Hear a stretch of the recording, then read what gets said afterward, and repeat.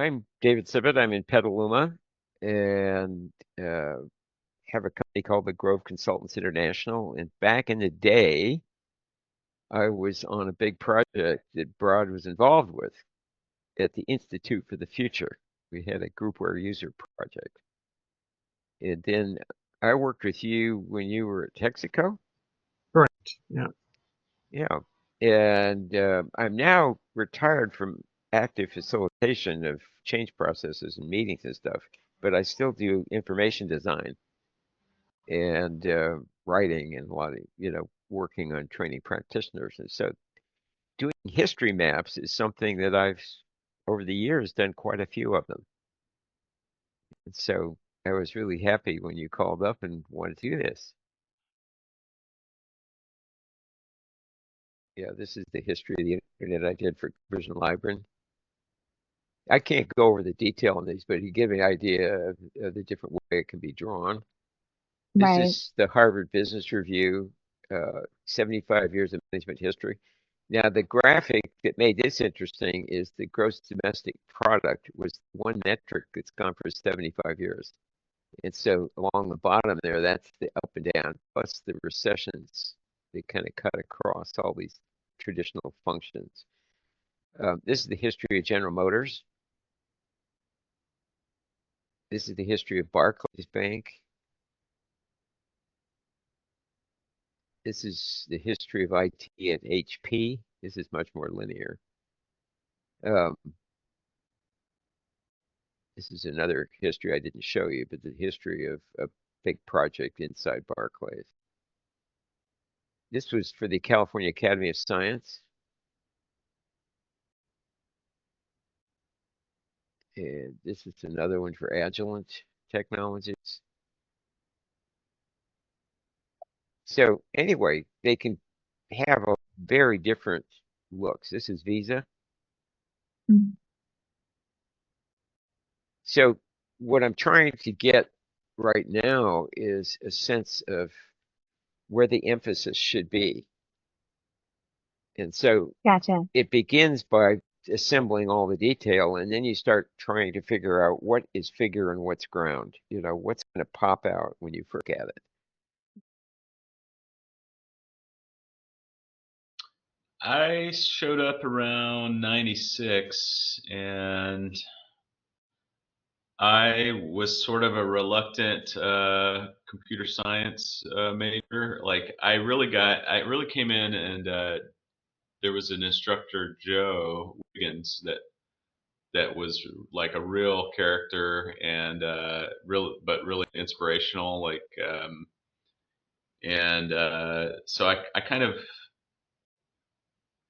pictured it was what I wanted to major in, but then I also was like, man, I'm not as nerdy as enough to major in computer science. So I kind of held out for a little while, and then it just kind of kept drawing me back in, and so yeah, so had a few like really noteworthy instructors like and professors. So there was Joe, and then Dr. Starling was my advisor. So I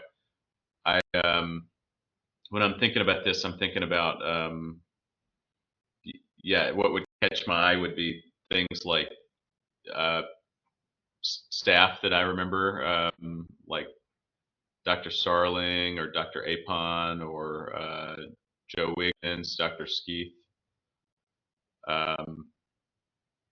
like interesting folks around the. Thing is, my first course was an intro to Fortran class, and we used punch cards. So again, that's very telling of the changing landscape. Yeah.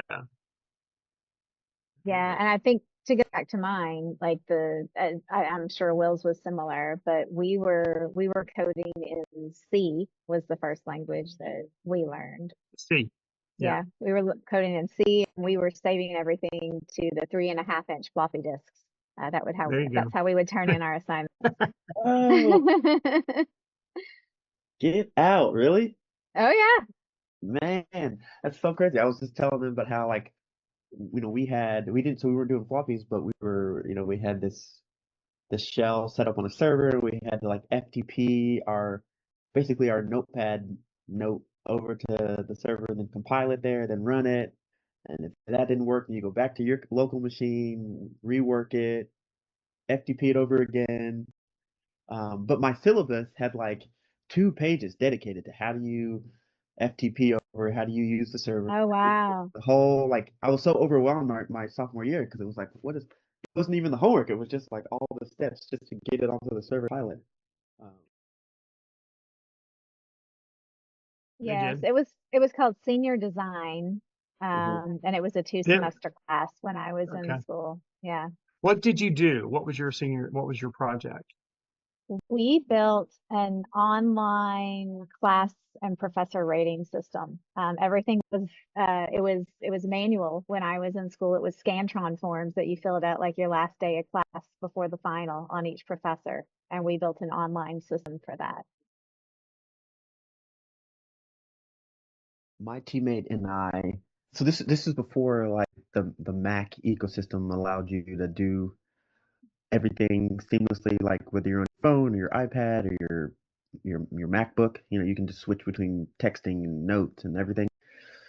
And so what we had kind of pitched our class was like, you know, we have all these smartphones, but our smartphones have what we coined this term productivity leaks, where some things are just still more efficient from your computer. And so we basically built an Android app that would pass certain functions from your Android device to your Windows PC, and you could like say answer text messages or be notified of a phone call or all sorts of other functions that were happening on your phone, but you could respond or interact with them on your computer. We basically built like Well, a that seems third. like a useful thing. Yeah, well, they so apparently Mac and Android decided so. This- There are some capstone projects that are like legendary. That's a good question. Ooh, That's a good I question. don't know. Like, I mean, I have one that stuck with me, just because it was, you know, kind of like it embodied like just kind of the college student experience. But we had some kids they built kind of a smart kegerator that you could swipe your ID and it would make sure you were old enough to drink before it dispensed the alcohol.